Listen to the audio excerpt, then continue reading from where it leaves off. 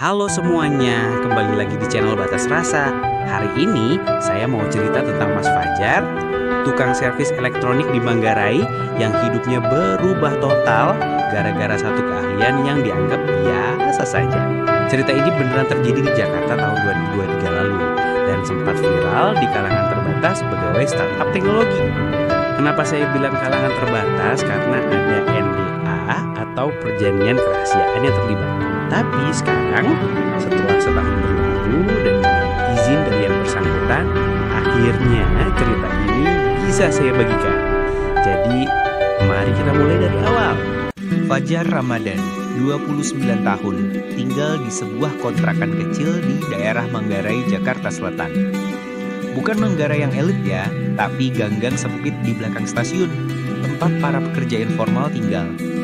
Sewanya 700.000 per bulan untuk kamar 3x3 meter tanpa AC, kamar mandi sharing dengan 5 kamar lainnya. Sehari-hari Fajar buka jasa servis elektronik di depan kontrakannya. Modalnya cuma meja lipat, obeng set yang dia beli cicilan di Tokopedia, multitester bekas, dan solder yang kadang suka error. Penghasilannya ya lumayan lah untuk bertahan hidup di Jakarta. Sebulan bisa dapat 3-4 juta kalau lagi rame, tapi kadang cuma 1 jutaan kalau sepi. Jar, kipas angin gue mati lagi nih, kata Pak Surya, tetangganya sambil membawa kipas angin yang kelihatan sudah uzur. Wah, ini mah udah saatnya ganti pak, udah 15 tahun umurnya, spare partnya aja udah langka, jawab Fajar sambil memeriksa kipas tersebut. Ya, servis aja sebisanya, duit lagi tipis Jar. Beginilah kehidupan Fajar sehari-hari, melayani tetangga-tetangga yang kebanyakan juga pas-pasan secara ekonomi. Tarif servisnya pun dia sesuaikan, 50.000 untuk yang ringan, 100-150.000 untuk yang agak berat. Kadang dibayar, kadang ngutang, kadang dibayar pakai nasi bungkus. Yang unik dari Fajar adalah keahliannya dalam memperbaiki barang-barang elektronik yang seharusnya sudah tidak bisa diperbaiki lagi. Dia punya kemampuan untuk menghidupkan barang elektronik mati total dengan cara-cara kreatif yang kadang di luar pakem. Mas Fajar ini emang jago banget. TV gue yang kata tukang servis lain udah gak bisa diapa-apain, sama dia bisa nyala lagi, kata Bu Rina, pemilik warung makan di ujung gang. Fajar sendiri sebenarnya lulusan SMK Teknik Elektronika. Dia pernah mencoba melamar kerja ke berbagai perusahaan elektronik, tapi selalu ditolak. Alasannya klasik, tidak punya pengalaman kerja formal, tidak punya sertifikat tambahan, atau kadang karena alamat KTP yang menunjukkan dia dari luar Jakarta. Jadi ya sudah, daripada nganggur, dia buka jasa servis sendiri. Lumayan, bisa makan, bisa bayar kontrakan, dan yang penting halal. Meski kadang dia kepikiran juga, sampai kapan hidup seperti ini? Umur udah mau 30, tabungan nihil, apalagi mikir nikah, rasanya mustahil. Hari itu, Selasa sore, September 2023. Fajar sedang makan siang, jam 3 sore. Telat banget ya, tapi namanya juga lagi servis barang yang tidak bisa ditinggal. Tiba-tiba, ada suara mobil berhenti di depan gang. Ini aneh, karena gang tempat Fajar tinggal terlalu sempit untuk mobil masuk. Tidak lama kemudian, muncul seorang perempuan berusia sekitar 30-an, mengenakan blazer dan celana formal, membawa sebuah laptop dan tas yang kelihatan mahal. Perempuan itu bertanya pada anak-anak yang main di gang. Permisi dek, Mas Fajar tukang servis ada di mana ya? Itu tante, yang lagi makan di warung. Perempuan itu menghampiri Fajar yang masih asik dengan nasi bungkus laut tempe orek dan telur dadar. Permisi Mas Fajar.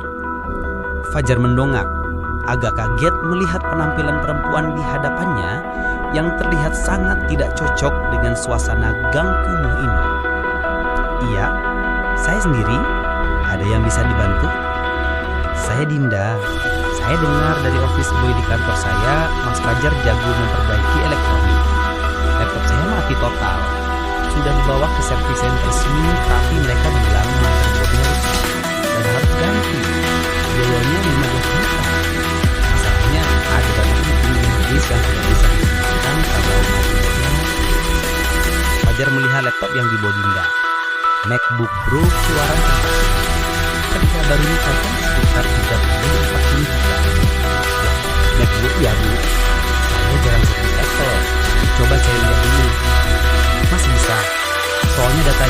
ini sangat penting. Presentation untuk funding besok pagi. Kalau Mas bisa selamatkan datanya saja, saya bayar berapa? Fajar membawa laptop itu ke meja kerjanya yang sederhana. Dengan hati-hati, dia membuka casing MacBook tersebut. Pengalaman servis MacBook memang minim, tapi prinsip dasar elektronik ya sama saja. Setelah memeriksa selama sejam, Fajar menemukan masalahnya. Bu, ini chip power manajemennya yang rusak. Makanya laptop tidak mau nyala sama sekali. Bisa diperbaiki. Kalau ganti chip ini harusnya bisa. Tapi saya tidak punya spare part chip ini. Kalaupun ada, harganya mahal dan harus inden dari luar. Dinda terlihat kecewa. Jadi tidak bisa ya Mas? Fajar berpikir sejenak.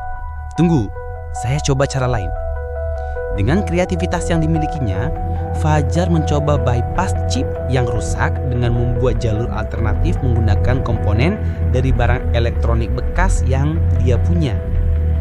Ini metode yang sangat tidak konvensional dan pasti tidak akan dilakukan oleh service center resmi.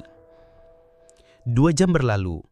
Dinda yang tadinya duduk di kursi plastik sambil main HP, sekarang sudah tertidur. Jam menunjukkan pukul 8 malam ketika Fajar akhirnya berhasil. Bu Dinda, sudah bisa, kata Fajar membangunkan Dinda. Hah, bisa? Serius? Dinda langsung terbangun dan melihat laptopnya menyala normal. Iya, tapi ini sifatnya sementara ya Bu. Mungkin bertahan beberapa minggu atau bulan. Untuk permanen, memang harus ganti chip aslinya. Dinda langsung mengecek file kami. Semua ada, semua bisa dibuka. Ya Allah, Mas Fajar, tinggi banget. Ini biayanya berapa? 300.000 aja Bu. Hah? Cuma 300.000? Mas bercanda? Di service center tadi mereka minta 15 juta. Ya itu kan datimother.com, klik Bu. Saya cuma bypass sementara pakai komponen bekas.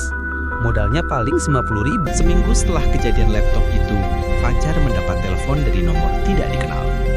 Halo, Mas Fajar? Saya Dinda, yang laptopnya Mas servis minggu lalu. Iya Bu Dinda, ada apa ya? Mas, bisa ketemu? Saya mau diskusi sesuatu. Kalau Mas ada waktu, saya jemput sekarang. Fajar yang memang sedang tidak ada kerjaan setuju saja. Setengah jam kemudian, Dinda datang dengan mobil Alphard hitam. Fajar gak canggung naik mobil semewah itu dengan kaos oblong dan celana jeans butut. Mereka pergi ke sebuah kafe di daerah SCBD. Lagi-lagi, Fajar merasa tidak pada tempatnya. Semua orang di sini berpakaian rapi, sementara dia yang begini. Fajar, langsung saja ya. Saya CEO dari Tech Venture Indonesia, perusahaan venture capital yang fokus invest di startup teknologi, kata Dinda setelah mereka duduk.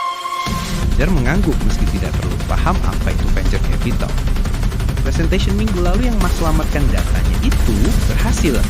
Kami dapat funding 50 miliar dari investor Singapura, dan itu semua berkat Mas.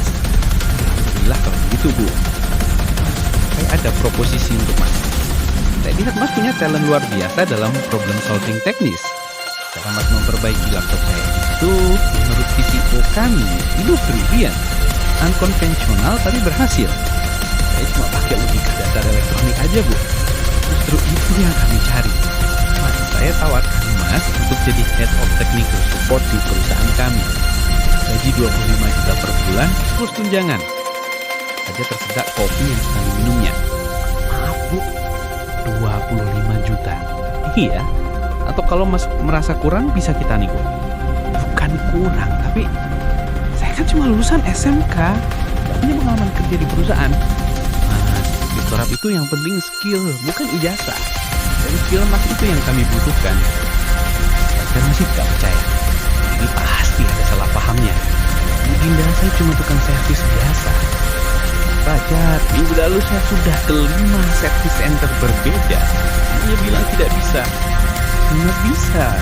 Itu bukan cuma tukang servis biasa. Itu problem solver. Tapi Bu, saya tidak bisa bahasa Inggris, tidak terbiasa dengan corporate culture, tidak. Mas, dengar dulu. Mas, saya punya proposal lain. Kalau Mas merasa tidak nyaman kerja kantoran. Lain. Mas, nikah sama saya. Ini Fajar bener-bener shock. Hah? Serius Mas, dengar dulu penjelasan. Dinda menjelaskan situasinya. Dia anak tunggal dari keluarga pengusaha tradisional. Ayahnya punya beberapa pabrik tekstil di Bandung. Masalahnya, ayahnya sangat kolot dan terus mendesak Dinda untuk menikah. Ayah saya sudah menjodohkan saya dengan anak rekan bisnisnya. Pengusaha juga, tapi orangnya bagaimana ya? Tipe laki-laki yang saya hindari. Playboy, sombong, dan menganggap perempuan itu inferior. Tapi kan Bu Dinda bisa bola. Tidak semudah itu, Mas. Ayah saya mengancam akan menarik semua investasinya dari perusahaan saya kalau saya tidak menikah sebelum umur 35. Dan umur saya sekarang 33. Kenapa harus saya, Bu? Kan banyak laki-laki lain yang lebih pantas. Justru karena Mas tidak ada sangkut pautnya dengan dunia bisnis kami. Mas tahu tidak? Sudah berapa banyak laki-laki yang approach saya karena uang, karena koneksi? Saya muak, Mas. Dinda melanjutkan. Dengan Mas, saya bisa punya alasan kuat untuk menolak keperjodohan itu. Plus, saya yakin Mas orang yang jujur dan tidak akan take advantage dari situasi ini. Tapi, Dinda tidak kenal saya. Saya sudah investigasi, Mas. Sana-sini kita tangga Mas, pelanggan Mas. Semuanya bilang, Mas itu orangnya baik, jujur, bekerja keras. Bu Rina di warung bahkan cerita Mas sering gratiskan servis untuk orang yang tidak mampu. Fajar menggaruk kepalanya yang tidak nyata.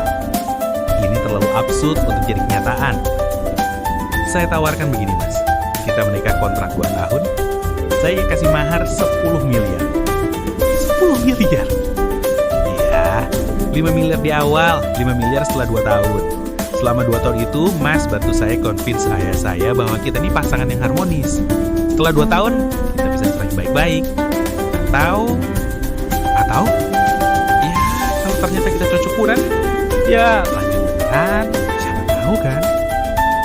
Fajar diam cukup lama. Ini kesempatan mengubah hidup, tapi tidak, saya hargai tawaran itu. Tapi nikah itu sakral buat saya. Saya tidak bisa nikah kontrak-kontrakan begitu. Dinda mengangguk, kelihatan kecewa tapi menghormati keputusan Fajar. Saya mengerti, Mas. Kalau begitu, tawaran kerja masih berlaku. Kalau Mas mau, saya pikir-pikir dulu ya, Bu. Sebulan berlalu. Fajar masih menjalani rutinitasnya seperti biasa. Tawaran Dinda masih terbayang, tapi dia mencoba tidak terlalu memikirkannya. Sampai suatu hari, ada kabar menggemparkan di gang tempat Fajar tinggal. Pak Hasan, pemilik kontrakan, meninggal mendadak karena serangan jantung. Anaknya yang tinggal di Surabaya datang dan mengumumkan akan menjual seluruh aset kontrakan. Semua penghuni diberi waktu sebulan untuk pindah. Mau pindah kemana, Jar? Tanya Mas Budi, tetangga sekamar sebelah. Gak tahu, Mas. Lagi cari-cari, tapi harga kontrakan sekarang udah pada mahal semua. Benar saja, Fajar sudah survei kemana-mana. Untuk ukuran dan lokasi yang sama, sekarang harganya sudah 1,5 juta per bulan. Dengan penghasilan yang pas-pasan, mana sanggup? Di saat yang sama, usaha servisnya juga lagi sepi. Entah kenapa sebulan ini jarang ada yang servis.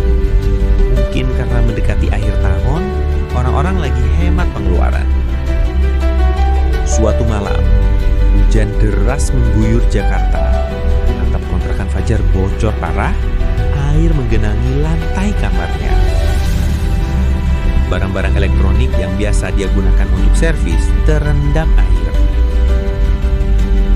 Ini ujian apa lagi ya Allah? Gumam Fajar sambil berusaha menyelamatkan peralatannya. Besok paginya, HP Fajar berdering. Nomor Dinda. Halo Mas Fajar, maaf mengganggu. Laptop saya yang dulu Mas servis mendadak mati lagi. Bisa tolong dilihat? Oh iya Bu, tapi kenapa Mas? Peralatan saya kebanjiran semalam Bu, jadi mungkin agak terbatas. Ya sudah, bawa ke kantor saya saja. Sekalian ada yang mau saya diskusikan. Fajar datang ke kantor Dinda di Kuningan dengan membawa laptop tersebut. Kantornya modern, penuh anak muda dengan dress code casual. berbeda dengan kantor-kantor korporat pada umumnya. Mas Fajar, sebelum laptop, saya mau cerita sesuatu. Soal apa, Bu? Ayah saya, beliau masuk rumah sakit seminggu lalu, stroke ringan. Dokter bilang beliau stres. Turut prihatin, Bu. Mas, ayah saya stres karena saya. Karena saya terus menolak dijodohkan. Kemarin beliau bilang, sebelum meninggal, beliau cuma pengen lihat saya menikah dan bahagia. Fajar tidak tahu harus merespon apa. Saya tahu ini egois, Mas. Tapi tawaran saya sebulan lalu masih berlaku. Bahkan sekarang saya naikkan jadi 15 miliar rupiah. Bu Dinda, Mas, saya sudah investigation lagi. Saya tahu kontrakan Mas mau dijual. Saya tahu usaha Mas lagi sepi. Bukan bermaksud take advantage, tapi ini win-win solution. Fajar menunduk. Dia memang butuh uang, tapi tidak begini caranya. Saya juga punya informasi lain, Mas. Ini data dari rumah sakit. Ada seorang pasien bernama Fajar Ramadan, usia 58 tahun, diagnosis gagal ginjal stadium akhir. Butuh transplantasi atau cuci darah rutin. Biaya per bulan 15 juta. Ini ayah Mas kan? Fajar mendongak kaget. Bagaimana ibu tahu? Saya punya koneksi di rumah sakit itu. Saya tahu Mas selama ini cuma mampu bayar cuci darah sebulan sekali. Padahal harusnya seminggu 2 kali. Air mata Fajar mulai menggenang. Memang benar ayahnya yang tinggal di Bekasi sedang sakit parah. Fajar selama ini merahasiakan dari semua orang, berusaha mencari uang sebisanya untuk pengobatan. Mas, saya tidak memasak, tapi think about it. Dengan 15 miliar itu, Mas bisa kasih treatment terbaik untuk ayah Mas. Bisa beli rumah, bisa modal usaha yang lebih besar. Malam itu Fajar pulang dengan pikiran kacau. Di satu sisi, tawaran Dinda sangat masuk akal dan bisa menyelesaikan semua masalahnya. Di sisi lain, hati nuraninya menolak menikah tanpa cinta. Dia memutuskan untuk sholat istikharah, meminta petunjuk pada Allah. Setelah sholat, dia tertidur dan bermimpi bertemu ibunya yang sudah meninggal 10 tahun lalu. Jar, kadang Allah kasih jalan yang tidak kita sangka. Ambil kesempatan itu, jalani dengan ikhlas. Siapa tahu ada hikmahnya, kata ibunya dalam mimpi. Pagi harinya, Fajar menelpon Dinda. Bu Dinda, saya terima tawarannya, tapi dengan syarat. Syarat apa, Mas? Pertama, meski ini nikah kontrak, kita jalani dengan benar sesuai syariat. Kedua, saya tidak mau 15 miliar, cukup 5 miliar saja untuk biaya pengobatan ayah dan modal usaha. Ketiga, selama 2 tahun kontrak, saya akan bekerja di perusahaan ibu tanpa gaji sebagai kompensasi. Dinda terdiam sejenak. Mas yakin? Ini merugikan Mas. Saya tidak mau nikah karena uang, Bu. Saya nikah untuk membantu ibu dan menyelamatkan ayah saya. Itu saja. Mas Fajar. Oke, deal.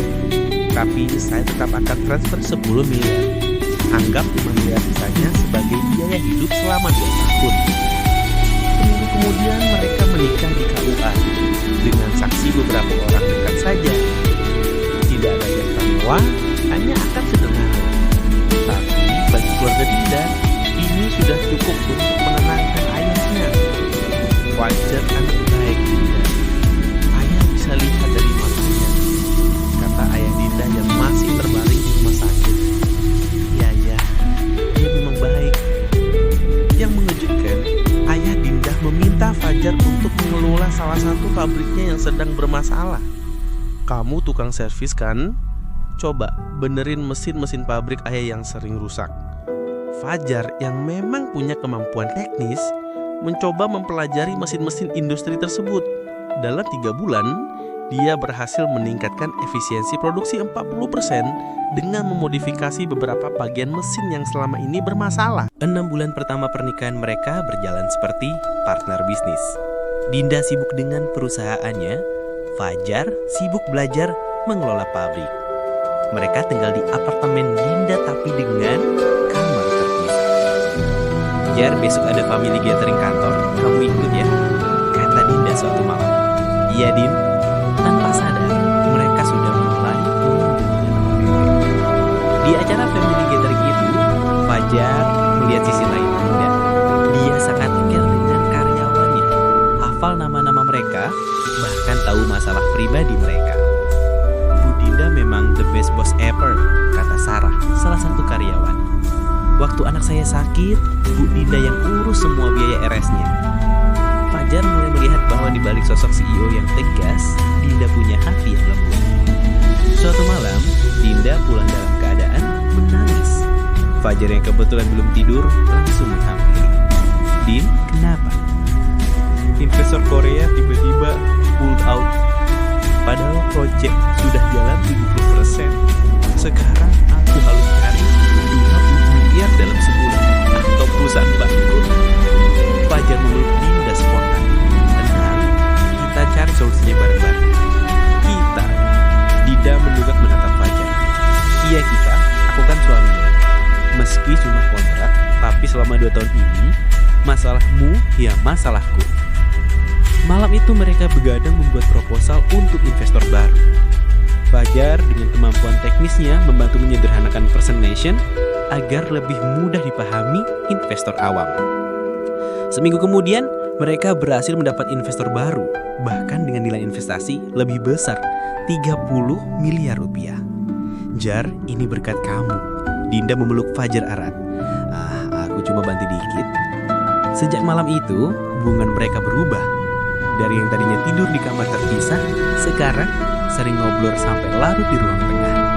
Dari yang tadinya makan sendiri-sendiri, sekarang selalu usahakan makan bareng. Tahun pertama pernikahan hampir berakhir. Hubungan Fajar dan Dinda semakin dekat, meski belum ada yang berani mengungkapkan perasaan masing-masing. Suatu hari, mantan tunangan Dinda yang dijodohkan ayahnya datang ke kantor. Din, kamu serius nikah sama tukang servis? Richard, si mantan tunangan. Dia suamiku, Richard, dan dia lebih terhormat dari kamu. Oh please, Dinda. Dia nikah sama kamu karena uang. 10 miliar kan maharnya? Fajar yang kebetulan datang mengantar makan siang untuk Dinda mendengar percakapan itu. Kalau memang karena uang, harusnya aku minta 50 miliar, bukan 10 miliar, kata Fajar tenang. Dan FYI, dari 10 miliar itu, 9 miliar sudah aku donasikan ke panti asuhan dan rumah sakit. Sisanya untuk modal usaha yang sekarang sudah balik modal. Richard terperangah. Dinda juga kaget. Dia tidak tahu Fajar mendonasikan uang maharnya. Jar, kenapa tidak bilang? Untuk apa? Itu kan hakku. Lagian aku sudah bilang dari awal, aku tidak nikah karena uang. Setelah Richard pergi, Dinda menangis. Jar, maafkan aku. Aku sudah menghina kamu dengan nikah kontrak ini. Din, dengar. Awalnya memang ini kontrak. Sekarang, aku sudah jatuh cinta sama kamu. Kamu sudah jatuh cinta sama kecerdasan kamu, kebaikan kamu, cara kamu peduli sama orang lain. Din, maukah kamu jadikan pernikahan ini beneran? Jar, Dinda menangis semakin keras. Aku juga cinta kamu. Sudah dari bulan ketiga kita nikah. Mereka berpelukan di ruangan itu, menangis bahagia karena akhirnya bisa jujur dengan perasaan masing-masing. Dinda hamil. Ini di luar rencana, tapi mereka menerimanya dengan bahagia. Ayah Dinda yang kondisinya sudah membaik sangat senang akan punya cucu. Jar, aku mau jujur sesuatu, kata Dinda suatu malam sambil berbaring di dada Fajar. Apa? Sebenarnya aku sudah tahu tentang kamu dari lama, sebelum laptop aku rusak itu. Maksudnya? 3 tahun lalu, aku pernah baca artikel di grup Facebook tentang tukang servis di Manggarai yang sering bantu orang gratisan. Ada fotomu di situ. Waktu itu aku cuma pikir, wah ada ya orang sebaik ini di Jakarta. Fajar mendengarkan dengan seksama. Terus, setahun lalu, aku lihat kamu lagi di LinkedIn. Ada HR perusahaan tech yang posting tentang kandidat potensial yang sayang ditolak karena tidak punya ijazah S1. Itu kamu. Lanjutannya, tanya Fajar penasaran. Aku yang minta SR itu forward CV kamu ke aku. Aku baca, aku impress sama pengalaman dan skill kamu, meski cuma lulusan SMK. Tapi waktu itu perusahaanku belum butuh technical support. Terus, laptop yang rusak itu? Dinda tersenyum malu. Itu beneran rusak, tapi aku sengaja cari kamu karena ingat kamu tukang servis. Awalnya cuma mau bantuin kamu dengan kasih fee lebih. Tapi pas ketemu langsung, pas ngobrol, pas lihat cara kamu kerja, aku langsung tertarik. Jadi dari awal kamu sudah... Iya Jar, aku memang sudah naksir dari awal. Cerita tentang dijodohin, tentang ayah yang maksa menikah, itu semua benar. Tapi alasan utama aku milih kamu, ya karena aku suka sama kamu. Fajar geleng-geleng kepala sambil senyum. Pantesan kamu tahu alamat kontrakan aku, tahu tentang ayah aku. Kamu seperti aku ya. Hehehe. Maaf, aku memang kepo orangnya. Din, aku juga mau jujur. Apa? Sebenarnya waktu kamu tawarin nikah kontrak, aku hampir langsung terima. Tapi aku takut kamu ngerasa aku matre. Makanya aku tolak dulu. Kenapa akhirnya terima? Karena mimpi ibu. Tapi yang lebih penting karena waktu kamu cerita tentang ayahmu yang sakit, aku lihat kamu nangis. Di situ aku sadar, kamu bukan cuma cowok kaya yang arogan. Kamu punya hati, punya empati. Dan aku pikir, kamu harus nikah kontrak at least dengan orang baik. Mereka berdua tertawa. Ternyata, dari awal memang sudah ada chemistry, cuma ditutupi dengan berbagai alasan rasional. Bulan ke-7 kehamilan Dinda, masalah datang bertubi-tubi. Pertama, pabrik milik ayah Dinda yang dikelola Fajar mengalami kebakaran. Kerugian mencapai 8 miliar. Asuransi menolak klaim karena menganggap ada unsur kelalaian. Ini salah aku, Din. Aku yang ngelola pabrik, kata Fajar frustasi. Jar, ini musibah. Bukan salah siapa-siapa. Kita hadapin bareng. Belum selesai dengan masalah pabrik, perusahaan Dinda kena hack. Data klien bocor, beberapa klien besar threatening untuk lawsuit. Potensi kerugian bisa mencapai 100 miliar. Kita bangkrut, Jar. Semua yang kita bangun hancur. Dinda menangis di pelukan Fajar. Belum, Din. Kita belum kalah. Aku akan coba benerin sistemnya. Fajar yang meski bukan programmer handal tapi punya logika teknis yang kuat bekerja sama dengan tim IT perusahaan.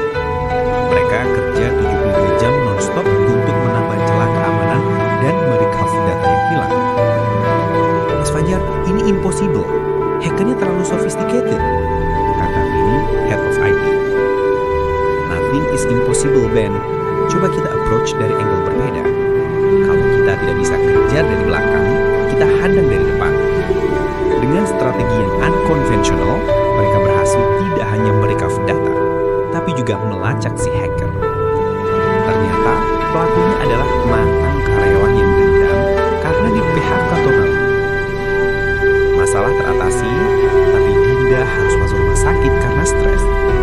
Dokter bilang ada risiko kelahiran prematur kalau Dinda tidak bisa kontrol stresnya. Jar, aku takut, kata Dinda sambil memegang perutnya. Aku di sini, Din. Kita hadapi bareng. Anak kita kuat, seperti ibunya. Dinda melahirkan di bulan ke-8, prematur tapi bayinya sehat. Mereka memberi nama Arkana Fajar Wijaya, gabungan dari nama mereka berdua. Ini mirip kamu, Jar. Ininya, matanya, kata Dinda sambil menggendong Arkana. Tapi rambutnya mirip kamu, lebat banget untuk bayi prematur. Kebahagiaan mereka bertambah ketika ayah Fajar yang sudah menjalani transplantasi ginjal dengan donor dari keluarga jauh yang bersedia setelah Fajar bantu biaya pengobatan anaknya, kondisinya membaik drastis. Jar, makasih ya sudah kasih aku cucu, kata ayah Fajar saat menjenguk. Ayah juga makasih sudah bertahan. Arkana butuh kakeknya. Bisnis mereka juga mulai pulih. Pabriknya terbakar ternyata over-insured value karena kesalahan administrasi. Jadi klaim yang diterima malah lebih besar dari kerugian. Perusahaan Dinda dapat investor baru setelah berhasil mengatasi masalah hacking dengan baik. Jar, kita udah lewati masa kontrak 2 tahun Din. Iya Din. Jadi, kita lanjut atau Fajar menarik Dinda ke pelukannya. Din, aku mau nikah lagi sama kamu. Hah? Kita kan udah nikah. Iya, tapi kali ini nikah beneran. Dengan pesta, undang semua orang, dan tanpa embel-embel kontrak.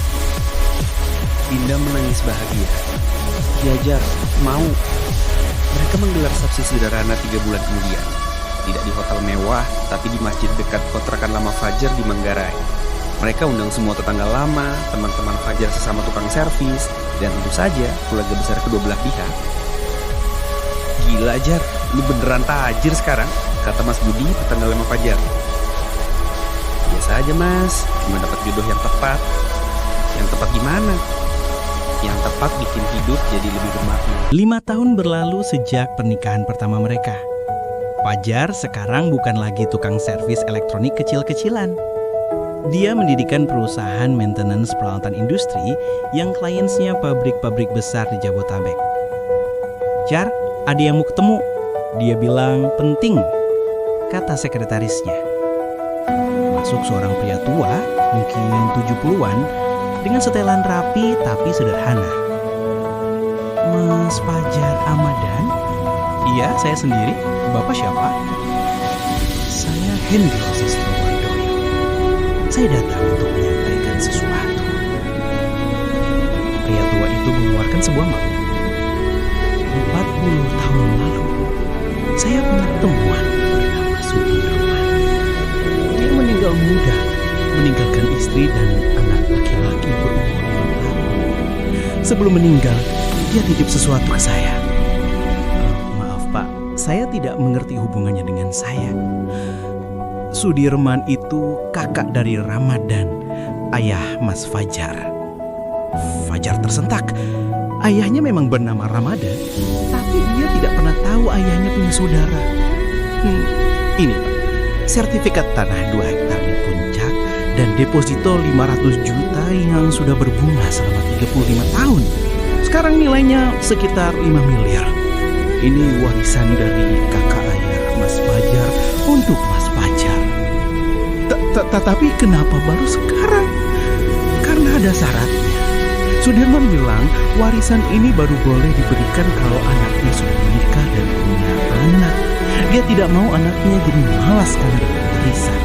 Dia mau anaknya berjuang dulu. Fajar tidak bisa berkata-kata. Ternyata dia punya paman yang sangat care meski tidak pernah bertemu. Oh ya, satu lagi.